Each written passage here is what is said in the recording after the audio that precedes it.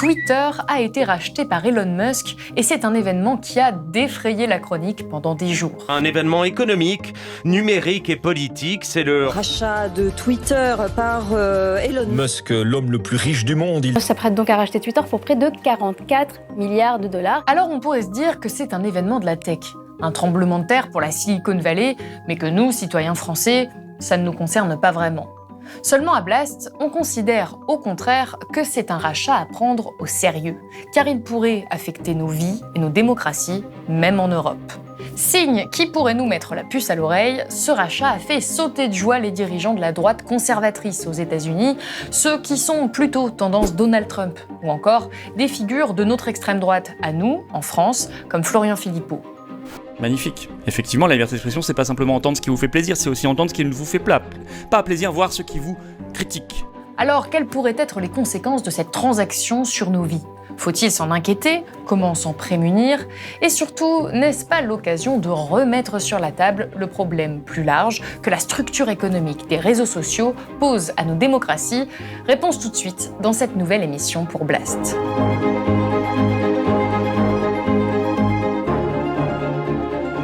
Pour discuter de cette épineuse question, j'ai le plaisir d'accueillir Olivier Tesquet. Olivier Tesquet, bonjour. Bonjour. Alors, vous êtes journaliste spécialisé dans les questions numériques. Vous êtes l'auteur du livre État d'urgence technologique aux éditions Premier Parallèle. Et on vous avait déjà reçu sur le plateau de Blast il y a à peu près 1 an pour en discuter. Et aujourd'hui, j'aimerais avoir votre expertise sur cet événement, a priori commercial, que vous avez suivi, que vous avez documenté pour le magazine Télérama. C'est donc le rachat de Twitter par le milliardaire Elon Musk pour 44 milliards de dollars. Alors 44 milliards de dollars, c'est l'équivalent du budget que propose Joe Biden pour lutter contre le réchauffement climatique à l'échelle des États-Unis. Alors de l'extérieur, on pourrait se dire, écoutez, moi ça ne me concerne pas, je ne suis pas sur Twitter. Pourquoi est-ce que des gens qui ont cliqué sur cette vidéo sur Blast devraient se sentir concernés par cet événement ?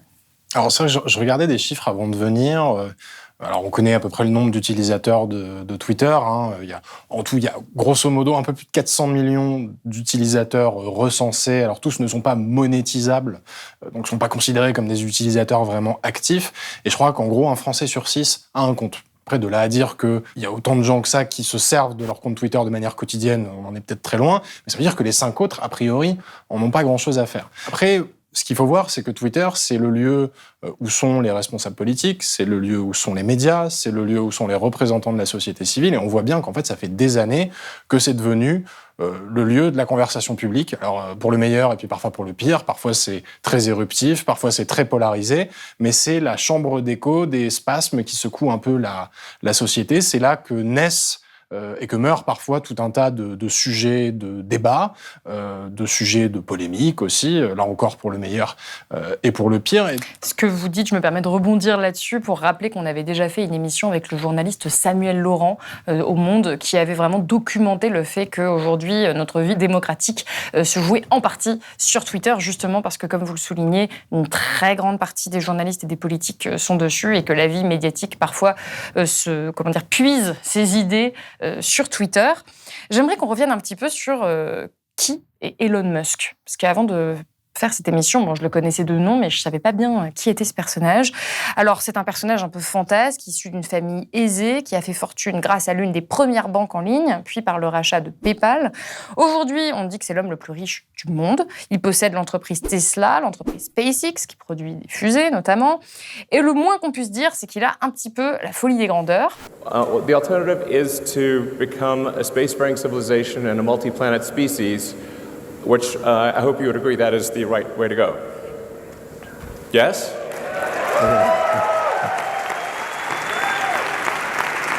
Elon Musk, finalement, c'est le milliardaire qui se veut un peu disruptif. Il fait des tweets ironiques, a plus de ses 80 millions d'abonnés, il fume des pétards publiquement, il veut paraître un peu cool, genre moi, personne me donne des ordres, je brise toutes les règles.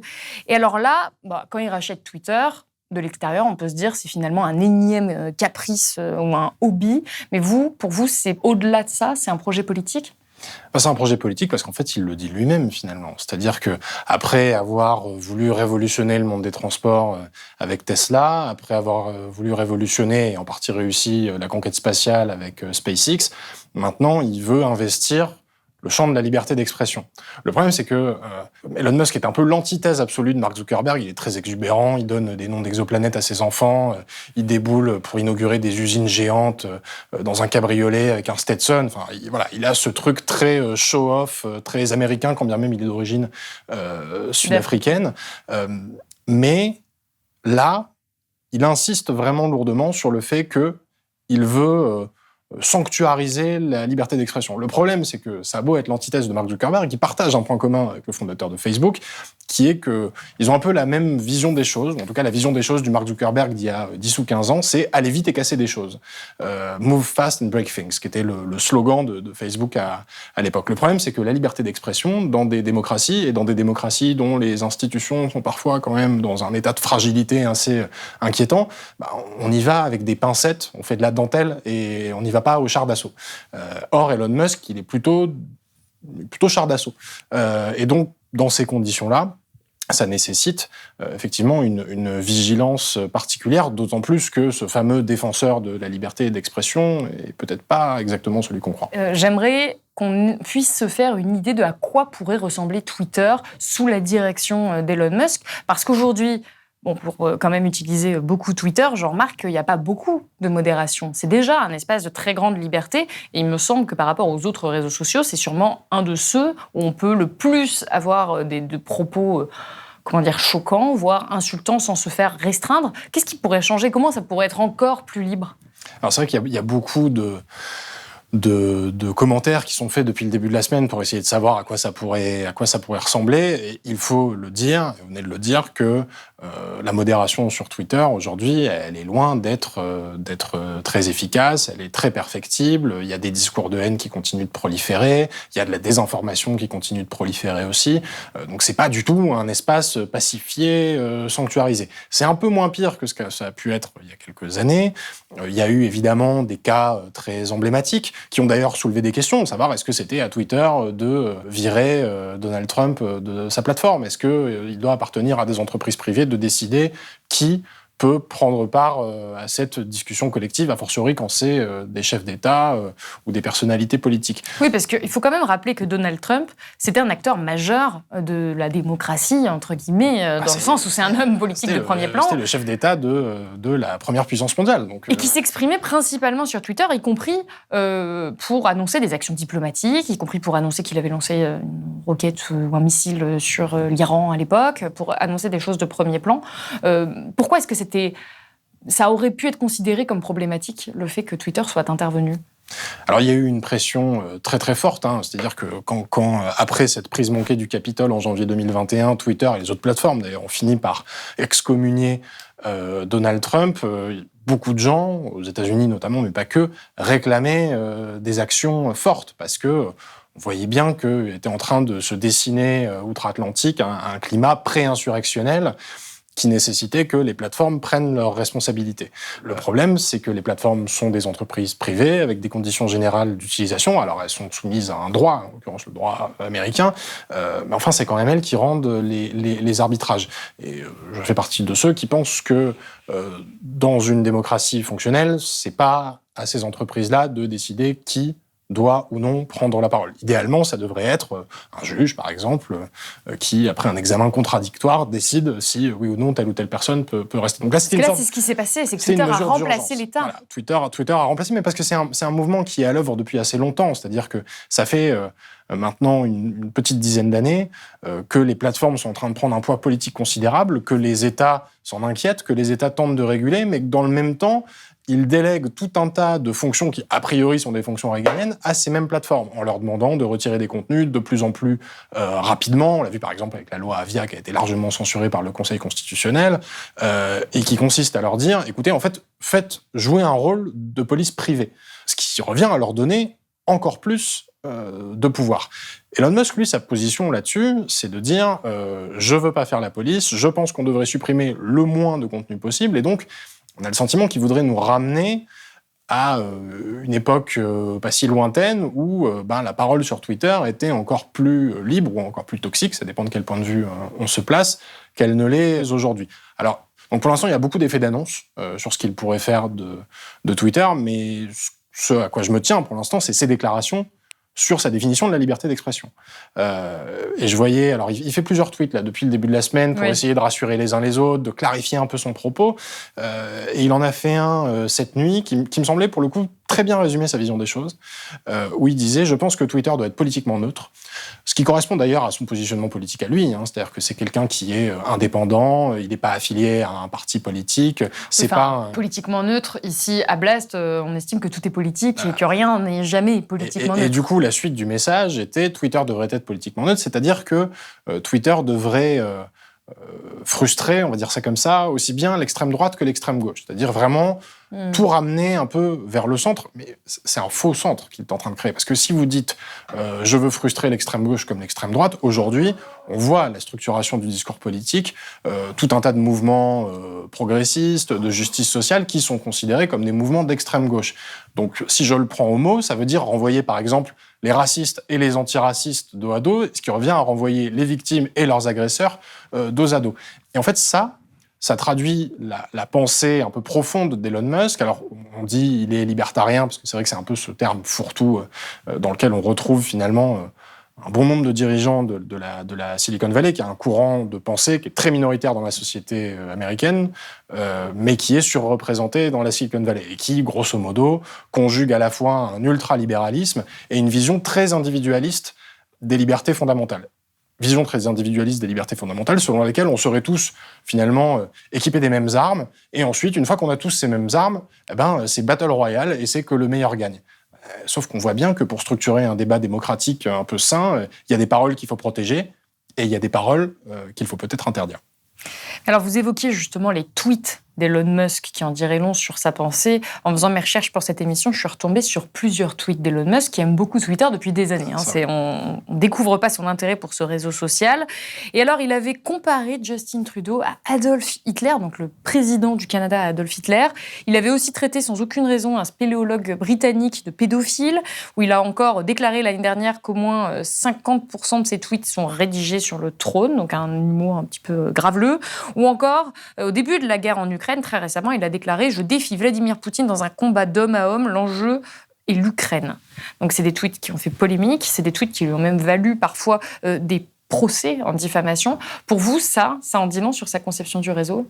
Oui, assez. On parlait de Donald Trump juste avant, mais Elon Musk communique un peu de la même façon. On pourrait ajouter les tweets qu'il avait faits au sujet de Tesla il y a quelques années et qui ont quand même poussé le gendarme des marchés financiers aux États-Unis à imposer, théoriquement, parce que c'est pas très respecté, mais que ces tweets au sujet de Tesla passent par le service juridique avant d'être publiés, c'est-à-dire qu'il a des chaperons qui sont censés s'assurer que justement il fait pas n'importe quoi, qu'il ne modifie pas, enfin qu'il n'influence pas le cours de la bourse par ses messages. On pourrait citer certains de ses tweets où il a été condamné par la justice pour des propos et des actions antisyndicales au sein de Tesla, où il y avait des tentatives d'organisation collective. Donc on voit que là aussi, en fait, Elon Musk, défenseur de la liberté d'expression, c'est quand même un peu quand ça l'arrange, et c'est un peu à géométrie variable. Oui, c'est pas un grand ami finalement de l'opposition politique et de la liberté d'expression, notamment dans les médias traditionnels, qui sont un peu son grand ennemi.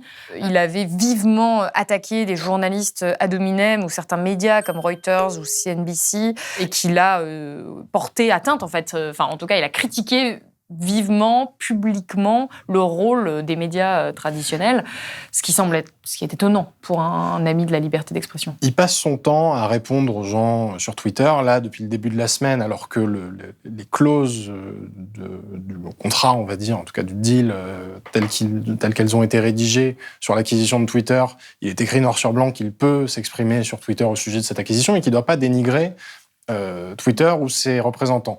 Or, là, depuis le début de la semaine, il a déjà fait un tweet pour critiquer nommément une cadre de Twitter qui, selon lui, serait responsable de la suppression, de l'invisibilisation d'un article sur Hunter Biden, le fils de Joe Biden, qui était considéré comme mensonger par le réseau social.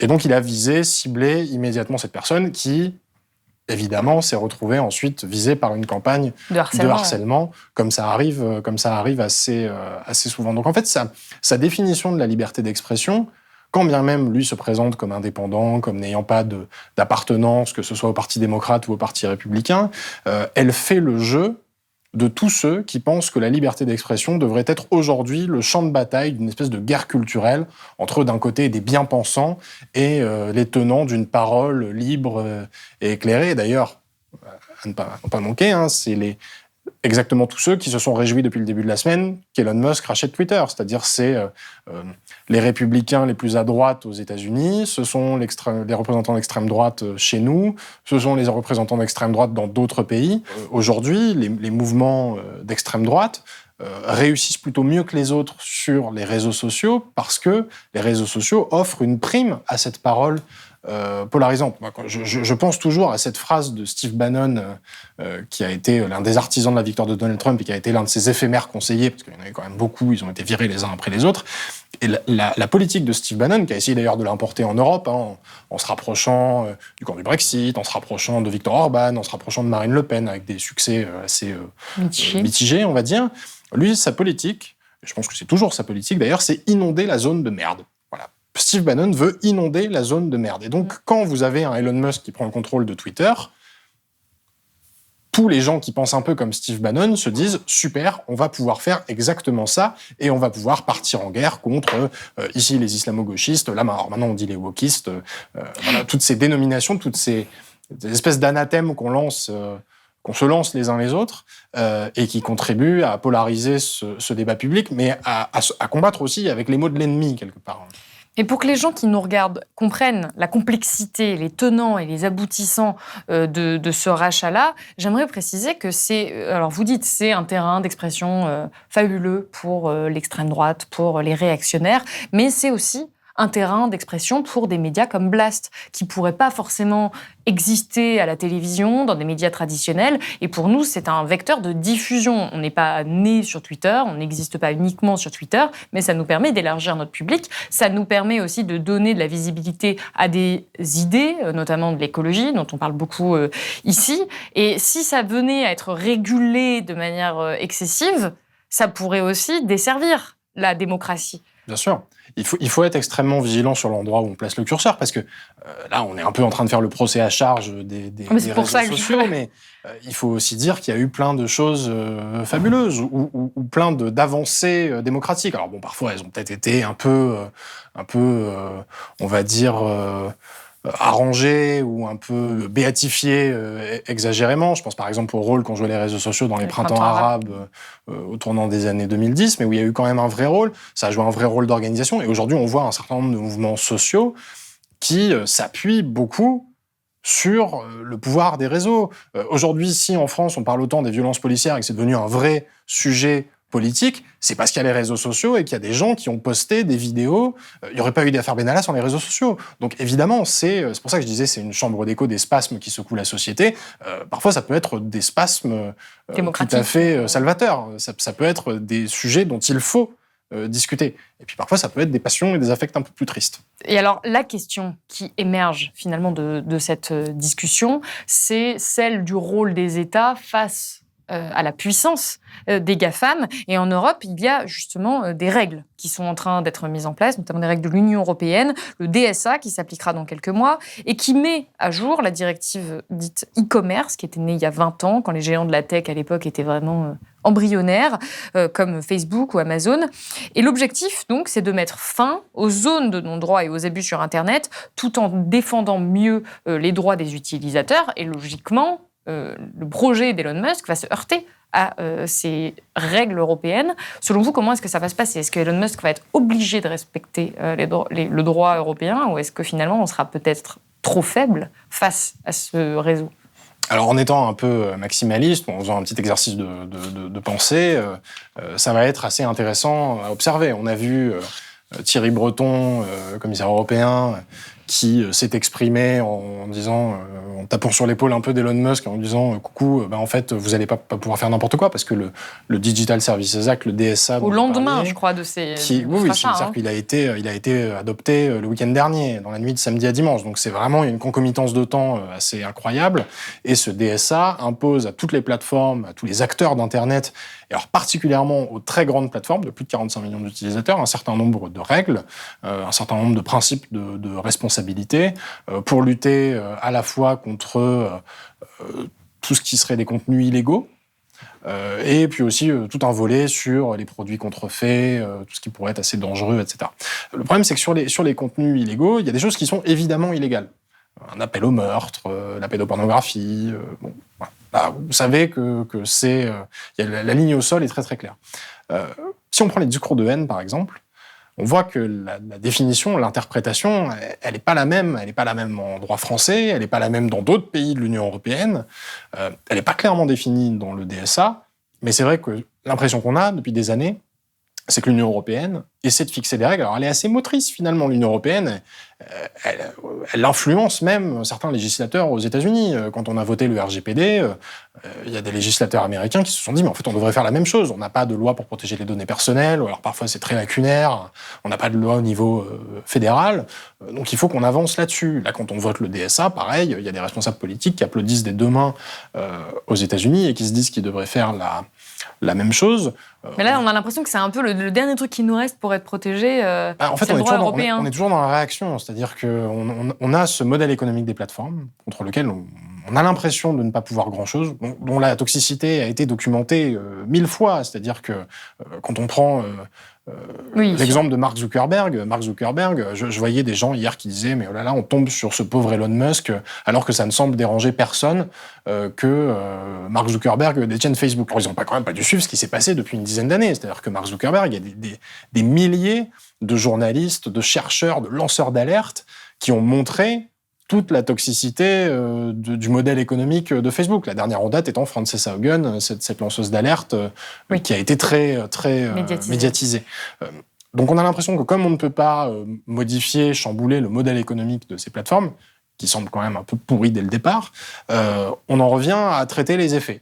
On traite les effets indésirables. Et donc on met des rustines, on met des sparadraps, mais on met des sparadraps sur un cancer qui est en train de métastaser. Donc on voit bien que c'est pas forcément le remède le plus approprié. Mais ce serait quoi le remède alors y a des solutions qui sont des solutions plus radicales, qui sont évoquées parfois du bout des lèvres, qui sont parfois évoquées par des responsables politiques de premier plan. Aux États-Unis, vous avez Elizabeth Warren, qui était candidate à l'investiture démocrate, qui disait « je pense qu'il faut briser les monopoles ». Il faut briser les monopoles comme on l'a fait avec l'industrie pétrolière au début du XXe siècle. Alors comment on fait là pour briser un monopole ? Comment on fait ? En fait, c'est ça la question, c'est briser un monopole pétrolier. En plus, ça n'a pas forcément été d'une grande efficacité parce qu'on se rend compte qu'on a reconstitué d'autres monopoles pétroliers qui sont aujourd'hui toujours parmi les premières capitalisations boursières du monde. Mais dans le cadre des GAFAM, comment on pourrait briser des monopoles ? Et surtout, la difficulté, c'est que c'est un monopole sur l'information. Et briser un monopole sur l'information, ok, mais que fait-on de cette redistribution du pouvoir ? Parce qu'on voit bien le problème aujourd'hui. On voit bien le monopole sur l'information. On le voit dans la mainmise de quelques milliardaires, que ce soit sur des sites d'infos ou des médias d'un côté. On en a beaucoup parlé à Blast. Voilà, et que ce soit sur des grands réseaux sociaux de l'autre. Il y a une certaine convergence, on va dire. Alors parfois, ils obéissent pas aux mêmes idéologies. Vincent Bolloré... catholique traditionnaliste et pas du même pédigré, entre guillemets, qu'Elon Musk, libertarien, excentrique. Mais par contre, le dénominateur commun, c'est qu'on se retrouve avec des gens qui prennent des décisions, qui ont une influence considérable sur la vie des personnes, parce qu'évidemment, il y a une audience que ça touche, que ce soit Bolloré qui met la main sur des dizaines de médias, de maisons d'édition, ou que ce soit Musk qui, tout à coup, décide d'annexer quasiment le lieu de la conversation publique qui est Twitter. Rapidement sur cette influence, parce que c'est une critique que j'ai beaucoup retrouvée sous d'autres vidéos de Blast, où quand on critique la concentration des médias, quand on dénonce le fait que le même contenu va être produit en masse avec une même vision du monde dans de très nombreux médias, sur certains réseaux sociaux, là on en parle, il y a certaines personnes qui vont me dire « Oui mais attendez, vous prenez vraiment les gens pour des idiots, on est capable de penser par nous-mêmes, on est capable d'être critique avec ce genre de contenu. » Qu'est-ce que vous répondez à ça ? En quoi, rapidement, ce monopole sur l'information, sur les réseaux sociaux, ça peut avoir une influence sur la société ? Alors, évidemment, on est tous dotés d'un libre arbitre et il y a une élaboration de l'actualité politique. Il y a un très bon livre sorti récemment de Luc Boltanski et Arnaud Esquer qui s'attache justement en épluchant les commentaires sur les sites d'infos, particulièrement Le Monde, à décrire comment naît cette actualité politique. Et en fait, c'est des flux et des reflux. C'est-à-dire ça se construit dans une opposition avec une défiance assez grande vis-à-vis des journalistes aussi, hein, quand même. Donc évidemment qu'il y a un libre arbitre, mais on a beaucoup parlé des bulles de filtre sur les réseaux sociaux, et on crée une sorte de continuum. C'est-à-dire que si vous passez votre journée devant CNews et qu'ensuite vous commentez CNews sur Twitter, vous êtes quand même dans une boucle de rétroaction qui commence. Alors certes, vous pouvez penser par vous-même, mais vous êtes quand même bien exposé aux mêmes idées. Et vous êtes exposé à des idées qui sont parfois nocives et toxiques. Alors je voudrais pas faire l'arbitre des élégances en disant il y a des idées qui seraient plus nobles que d'autres, mais enfin bon, il y a quand même des choses aussi qui dans la loi. On sait par exemple que la provocation à la haine raciale est un délit. Bon, voilà, la provocation à la haine raciale, et on sait qu'on a sur des chaînes d'infos en continu, sur les réseaux sociaux, des responsables politiques qui déversent cette haine-là, quand bien même ils ont été multi-condamnés. On ne nommera personne. On ne nommera personne, mais on voit à peu près de qui on parle. Et ces gens-là ont une influence, évidemment, sur la façon dont se structurent les opinions des gens. Et puis, je pense que l'enjeu est peut-être encore plus fort sur les réseaux sociaux, parce que les mécanismes des réseaux sociaux, les mécanismes de l'attention, le fameux temps de cerveau disponible de feu Patrick Lelay, patron de TF1, tout a été optimisé dans l'architecture des réseaux sociaux pour maximiser cette captation de l'attention. Et créer une forme d'addiction. On a quand même une littérature qui est de plus en plus fournie, épaisse sur le sujet, et on voit bien que c'est un sujet majeur de préoccupation dans nos démocraties qui, par ailleurs, se portent pas très très bien. Donc, évidemment donc, que ce monopole de l'information, c'est un danger. C'est un danger pour la démocratie.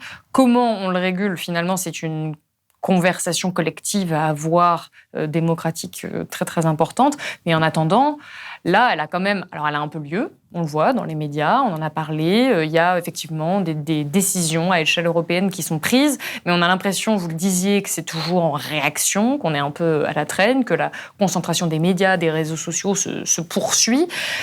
La dernière question que j'aurais envie de vous poser, c'est comment on fait, nous, en tant que citoyens ? On est témoins de ce phénomène-là, on vient de l'expliquer pendant un certain temps. Les gens qui nous regardent, quelle doit être leur réaction selon vous ? Est-ce qu'il faut quitter Twitter ? Moi, je suis sur Twitter tout le temps. Blast est sur Twitter. Non, mais on va être honnête. Quand on est journaliste, c'est vrai que... On se parle même sur Twitter. Donc vraiment, c'est quelque chose qu'on utilise, c'est un outil. Quel est le bon comportement à adopter face à cette concentration de l'information, notamment sur les réseaux sociaux ? Alors, c'est vrai que c'est pas simple, et je voudrais pas, là aussi, donner l'impression de dicter des conduites. Je pense que c'est une hygiène un peu personnelle à trouver, un équilibre dans le rapport qu'on entretient avec, à la fois avec les médias et avec les réseaux sociaux.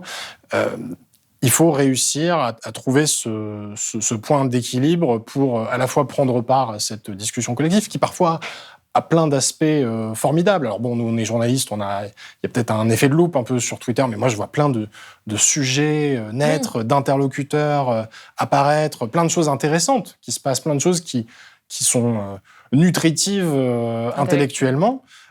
Et dans le même temps, on voit tout le danger qu'il y a dans certains mécanismes, dans des mécanismes haineux, dans des mécanismes de désinformation. Donc ça veut dire qu'il faut apprendre à les repérer, il faut apprendre un peu à naviguer, à savoir comment on s'oriente dans cet environnement. Mais ça ne veut pas dire numérique. quitter Twitter pour vous ?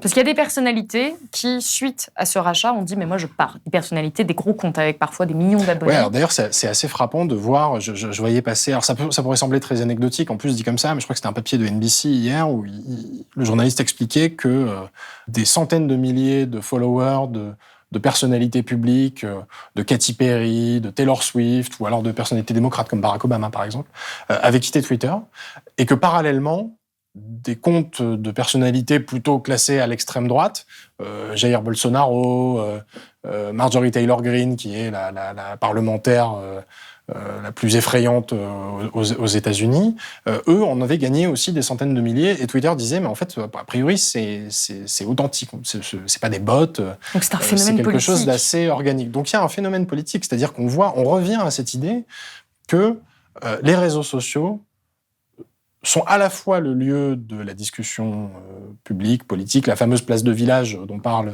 Elon Musk, mais c'est aussi ce champ de bataille qu'on évoque depuis tout à l'heure. C'est-à-dire qu'il y a vraiment des gens qui mènent un combat. et qui mène une lutte, quasiment une lutte à mort, une lutte civilisationnelle, diront certains, pour la maîtrise de cet espace informationnel.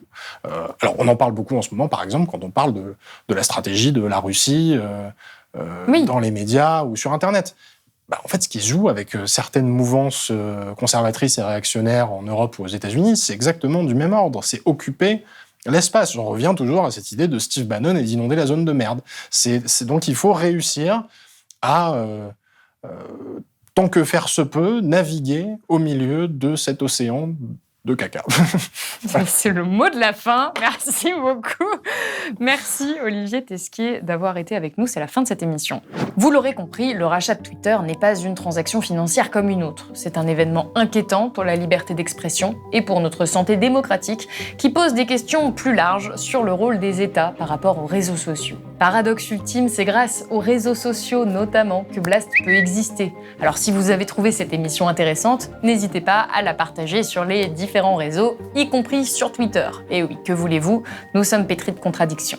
Je tiens à préciser cependant que Blast est présent sur les réseaux sociaux pour aider à sa diffusion. Mais notre site internet, lui, ne dépend d'aucun géant du numérique. Je vous rappelle que notre média ne vit que grâce à son audience. Donc pour nous permettre d'avoir un salaire à la fin du mois, vous pouvez vous abonner ou faire un don sur blast-info.fr. Et moi je vous dis à bientôt.